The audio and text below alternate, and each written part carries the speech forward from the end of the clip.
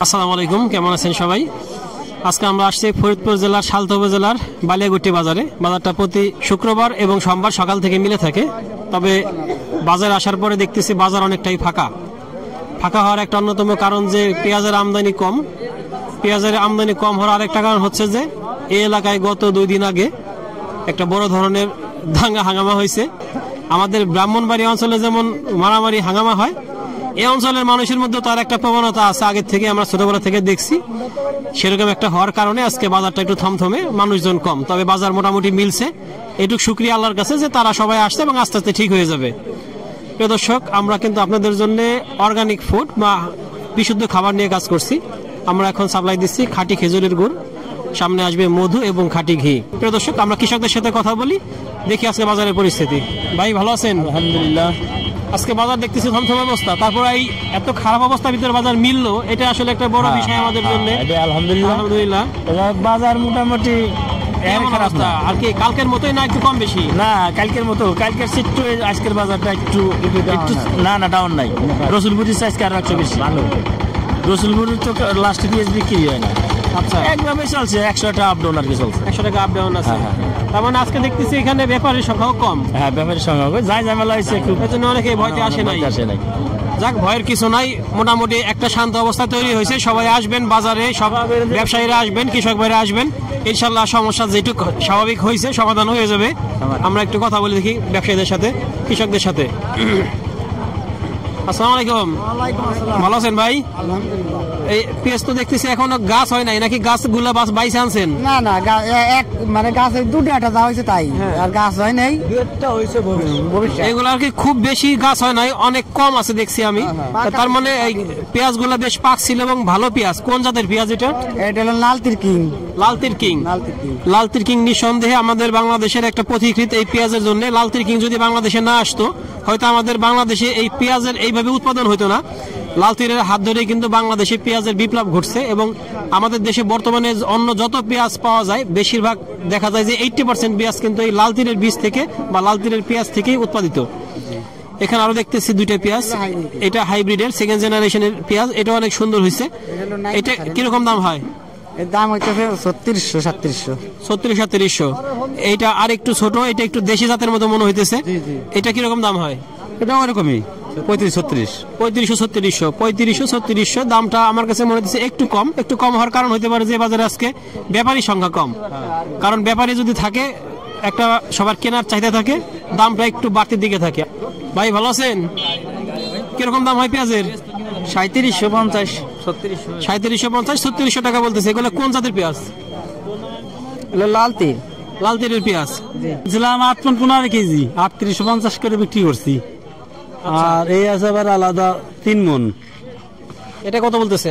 এটা বলতেছে 3800 বলতেছে। এটা তো বন্ধু হাইব্রিড, তাই না নাকি?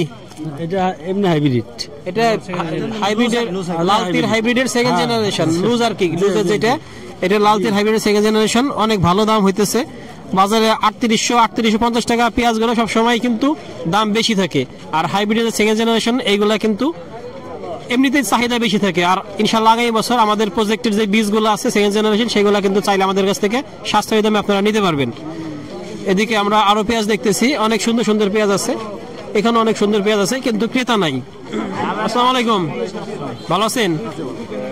এই পেঁয়াজটা অনেক সুন্দর, বড় বড় পেঁয়াজ। এগুলা কোন জাতের পেঁয়াজ?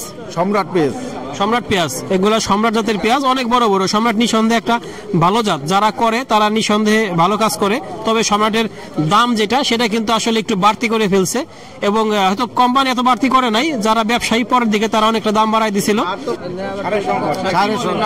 নাই সরকারি ডিআইবি বেচতেছে কত, সরকারি বিআরডিসি 1500-1600 টাকা বেচতেছে, আর সরকারি রেট তো 1050 টাকা। সার পাওয়া যাইতেছে না, আর সামনে হয়েছিলাম কোনো সার ফুরে গেছে, আগামী মাসে দেখা করে এই বললো। আর আমরা এই খেত করবো কি দিয়ে? এখন তো আমাকে পেঁয়াজ লাগানোর কোনো পরিস্থিতি নেই। প্রিয় দর্শক, আমরা সবসময় বলি যে আসলে এখন হলো সারের যে একটা চাহিদা, এই চাহিদা যদি সরকার পূরণ করতে না পারে তাহলে কিন্তু আমাদের শুধু পেঁয়াজ না, এই সময় আরো অন্যান্য ফসল উৎপাদন হবে, প্রত্যেকটা ফসল উৎপাদন কিন্তু ব্যাহত হবে। তখন দেখা যাবে যে কম উৎপাদন হবে, আগামী বছর প্রত্যেকটা পণ্যের দাম বেড়ে যাবে। এখন যদি কৃষক ভাই ঠিকমতো সার না পায় তাহলে তাদের পেঁয়াজের যে একটা ফলন, সেই ফলনটা অনেক কমে যাবে। সেক্ষেত্রে কমে গেলে পরে কিন্তু দামটা এবছর যেমন আমরা সারা বছর 2400-2500 টাকায় পেঁয়াজ খাইতে পারছি, সেটা কিন্তু সামনে বছর থাকবে না। সারা বছর তখন সামনে বছর 4000 টাকায় পেঁয়াজ খেতে হবে। যার জন্য কম দামে পণ্য পেতে হলে সারের নিশ্চয়তা দিতে হবে, সারটা অ্যাভেলেবেল করতে হবে। এবং সরকারকে আমরা সবসময় বলি যে সারটা সরবরাহ বাড়ান। বিশেষ করে যারা অসাধু কিছু ডিলার আছে, সিন্ডিকেট করে তারা সারগুলো বিভিন্ন জায়গায় গোডাউনে রেখে দেয়। রাতের আধারে কৃষক ভাইদের বলে যে আসবেন, অগ্রিম বলে যাবেন, আর তারপরে এনে দেবো। তারা দাম বেশি দেয়, রাতের আধারে সারটা তারা এনে ঘরে রাখে, পরে কৃষকদের সাপ্লাই দিয়ে দেয়। আর নর্মালি গেলে বলে সার নাই। এই বিষয়টা সবাই গোয়েন্দাদের দেখানো উচিত এবং এদেরকে ধরে প্রত্যেককে অন্তত ব্যাপক কঠিন আকারে শাস্তি দেওয়া উচিত। এখানে আরো পেঁয়াজ দেখতেছি, এগুলো অনেক সুন্দর পেঁয়াজ। ভাই এগুলো কোন জাতের পেঁয়াজ? আমার পেঁয়াজ হাইব্রিড আছে, আর কিং একটু বাজ হয়ে গেছে, এটা মাছ হয়ে গেছে, বেসন ভালো না। আচ্ছা আচ্ছা, তারপরেও কিন্তু খারাপ হয় না একেবারে, সাইজ কিন্তু ভালো আছে, দেখতে ভালো আছে, কালারটাও সুন্দর আছে। কিরকম দাম হয়? দাম হয় 3800। 3800 টাকা খারাপ দাম না, ভালো পেঁয়াজের যে দাম সেই দামই পাইতেছে ভাই। ভাই বলতেছে যে এটা বাজালো, তারপর 3800 টাকা। কিরকম দাম হয় পেঁয়াজের? দাম তো এক পদের না, আর পেঁয়াজ এক পদের না। আচ্ছা, আপনার এই পেঁয়াজটা কিরকম দাম হইতেছে? 3700 টাকা। এগুলা কোন জাতের পেঁয়াজ? কিং জাতের পেঁয়াজ। এগুলা কিং জাতের পেঁয়াজ, বেশ সুন্দর দাম হইতেছে। তবে যদি বাজারটা ভালো থাকতো, এই ব্যাপারীরা আসতো, এই মারামারিগুলো না আসতো, তাহলে বাজারে একটা প্রতিযোগিতা থাকতো, দাম কিন্তু কৃষক ভাইরা আরো বেশি পাইতো। এই প্রতিযোগিতা না থাকার জন্য দামটা কিন্তু অলরেডি পড়ে গেছে। ভাই ভালো আছেন? কিরকম দাম হয়? 3700 দাম হইতেছে ভাই। 3700 টাকা। 3700 টাকা দাম হইতেছে। তবে পেঁয়াজ কিন্তু মোটামুটি যে একটা সমস্যা হয়েছিল, সমস্যার পরে আমদানি অনেক হয়েছে, শুধুমাত্র ব্যাপারী না থাকার জন্য দামটা একটু কম। তবে পেঁয়াজ তো বেশি লাগছে। আপনি কোথায় ছিলেন? ভাই পেঁয়াজ বিক্রি করে ফেলছেন? দেখলাম না জি। কত করে বিক্রি করলেন? দেখলাম তো 3780। রসুনের কি দাম হয়েছে নাকি হয় নাই? জি জি, রসুনের দাম হয়েছে 1200 টাকা করে মন। 1200 টাকা মন বলছে? জি, 30 টাকা কেজি ধরেন, 1200 টাকা মন হইলে। 1200 টাকা মন। একটা জিনিস দেখেন, এই রসুনটা কিন্তু এই টাইপের রসুন গলায় বাজারে আমরা দেখি 80 থেকে 100 টাকা, কিন্তু এইখানে যখন আসি কৃষক ভাইদের কাছে তারা বলে যে 1200-1300 টাকা মন বলে। আসলে আমার কাছে আশ্চর্য লাগে যে এই 1200 টাকার রসুন কিভাবে বাজারে গিয়ে 80 টাকা মানে 3200 টাকা হয়ে যায় বা 4000 টাকা হয়ে যায়। এটা খুবই আশ্চর্যের বিষয় এবং এটাকে বলে কৃষকদের ঠকানো। আর কৃষকদের ঠকিয়ে যারা খুচরা ব্যবসায়ী বা তৃতীয় পক্ষ যারা, তারা কিন্তু বেশি লাভ করে যাচ্ছে। এই বিষয়টা সবার নজরে দেওয়া উচিত। যারা ক্রেতা তারাও কিনবেন, কারণ আপনাদের কাছে যখন 80 টাকা বলবেন তখন বলবেন ভাই কৃষকের কাছে রসুনের দাম মাত্র 30 টাকা থেকে 40 টাকা সর্বোচ্চ, তাহলে আপনি কেন আমার কাছে 80 টাকা 100 টাকা চান? তারা কখনো 80 টাকা দিতে চাবেন না।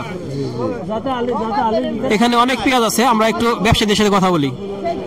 প্রিয় দর্শক, আমাদের প্রিয় আব্দুল খালেক ভাই, তার কাছ থেকে বাজার শুনি এবং এই বাজারের যে সমস্যাগুলো সেটা সম্পর্কে কিছু শুনি।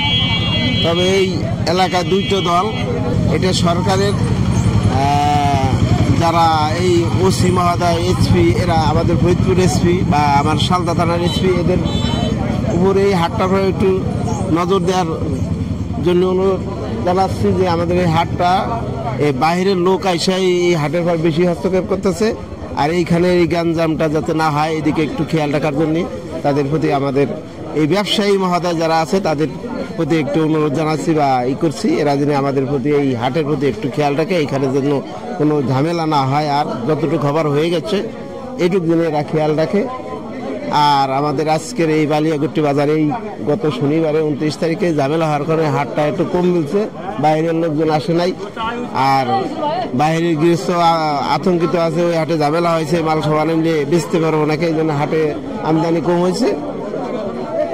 দূরের ব্যবসাটা আসে নাই, এই জন্য হাটের উপর হাটটা একটু সমস্যা হয়ে পড়ছে। আর দূরের ব্যবসাতে বা যারা মাল বেচে গৃহস্থরা, এরা যেন আসে, হাটে কোনো সমস্যা নাই, হাটে মাল বেচা কেনা হইতেছে, হাটের পর কোনো ই নাই। এদিক দিয়ে সরকারের ওসি, ফরিদপুর শালদা থানার ওসি, এরা পুরোপুরি কেয়ার নিয়েছে, হাটে কোনো ঝামেলা হবে না। আপনারা সবাই হাটে আসেন। আর আজকের বাজার গেছে নিচে গেছে 3500 আর উপরে 3900 টাকা পর্যন্ত গেছে, কিন্তু আমদানি কম এর কারণে বাজারটা একটু বেশি গেছে। অন্যান্য সাইডে বাজার কম আছে, আমদানিটা হইলে বাজারটা মনে হয় একটু চাপ খাইতো। ধন্যবাদ ভাইকে। আমরাও বলবো আসলে সমস্যা একটা হয়েছে, এটা সব এলাকায় আছে, সব এলাকায় হয়, দলাদলি রাজনীতি মারামারি। এই এলাকাও তার ব্যতিক্রম না। তবে যেটা চলে গেছে, যারা আছেন ব্যবসায়িক কৃষক সবাই আসবেন হাটে, মাল নিয়ে আসবেন, বেচনা করবেন, ইনশাল্লাহ সমস্যা অনেকটাই স্বাভাবিক। দেখতেই পারতেছেন হাটের অবস্থা অনেকটাই স্বাভাবিক হয়ে গেছে, যার জন্য আপনারা আসলে ইনশাল্লাহ আপনাদের পণ্য ঠিকমতো কেনা বেচা করতে পারবেন। আজকে আমরা দেখলাম বাজারের দর। প্রিয় দর্শক, আমাদের সাথে থাকবেন। আল্লাহ হাফেজ।